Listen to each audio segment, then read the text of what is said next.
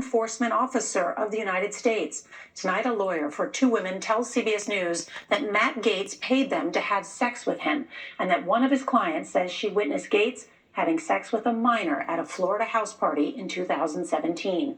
Gaetz abruptly resigned from Congress last week after he was chosen by Trump to serve as his attorney general.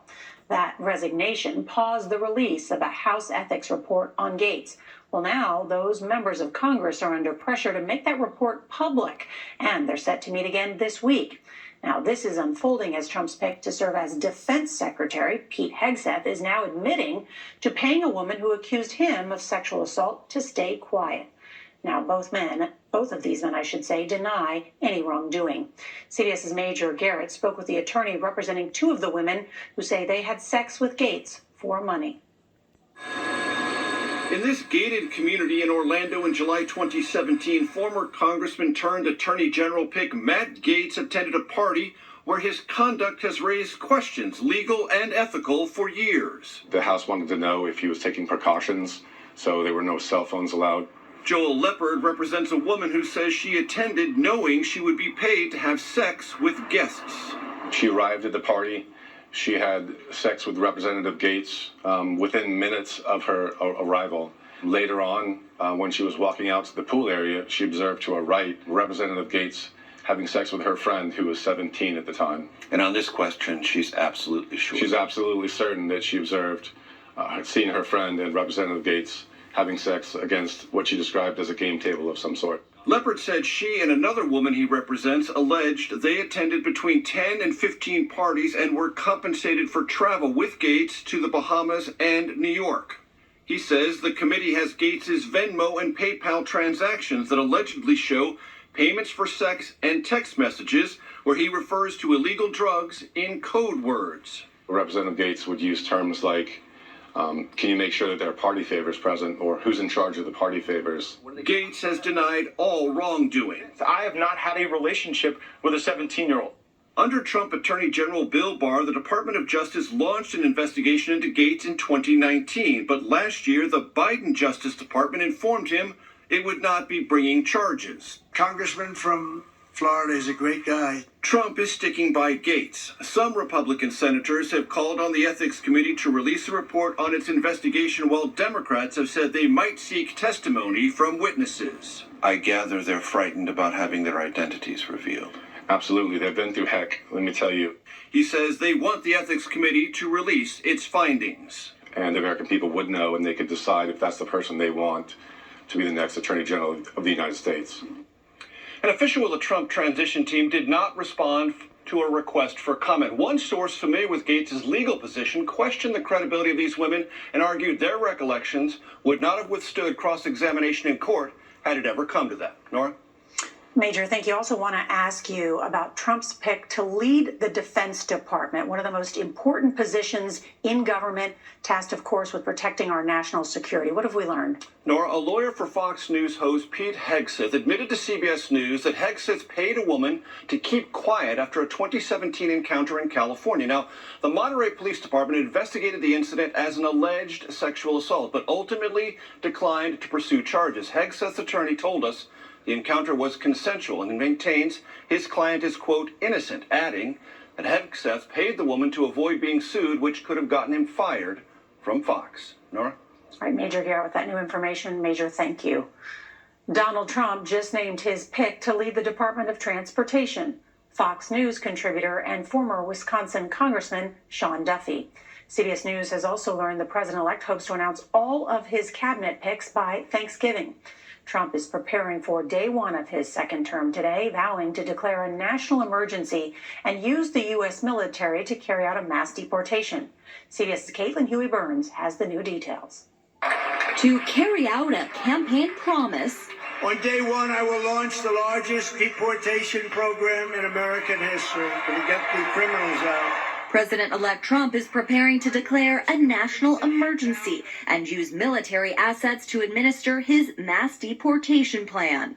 Military personnel already offer support on the southern border, including warehouse management and clerical work, and they could legally take on additional roles. But they are not permitted to participate in civilian law enforcement activities like arresting migrants, an expansion of military might that would lead to certain legal challenges. Declaring a state of emergency would allow Trump to tap into additional funding and resources needed to carry out a mass deportation program of this scale.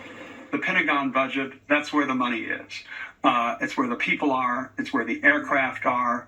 And I don't see him doing this without significant involvement from the U.S. military.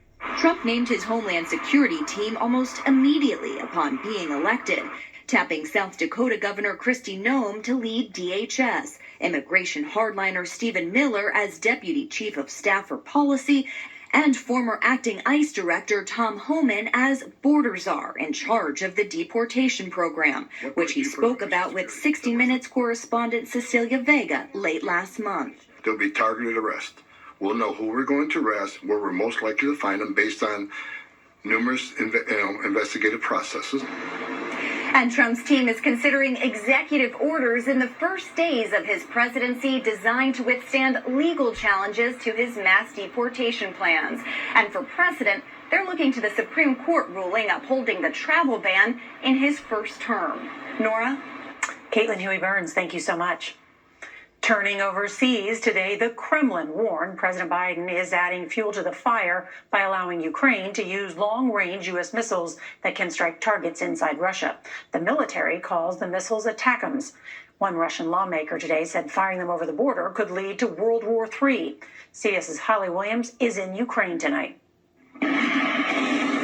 Ukraine's been using American-supplied ATACMS against Russian forces since last year. Some of the missiles have a range of close to 200 miles. But before now, the US had refused the Ukrainians permission to hit targets inside Russia, concerned about an escalation in the conflict. Colonel Maxim Balagura of Ukraine's State Border Guard hinted last month about what the Ukrainians could attack with the powerful US weapons. If the US would allow you to use ATACMS to hit Russia, what difference would that make? If the Russians don't have any ammunition or any planes, then manpower won't matter, he told us. In recent months, Russian forces have been gaining ground and targeting Ukraine cities with deadly glide bombs, Soviet-era ammunition retrofitted with wings and GPS. Last month, we witnessed the aftermath of a small glide bomb in this residential neighborhood. You can see the devastation that it's wreaked. It's literally ripped the front off the building. And now Russia's military's been bolstered by more than 10,000 North Korean soldiers.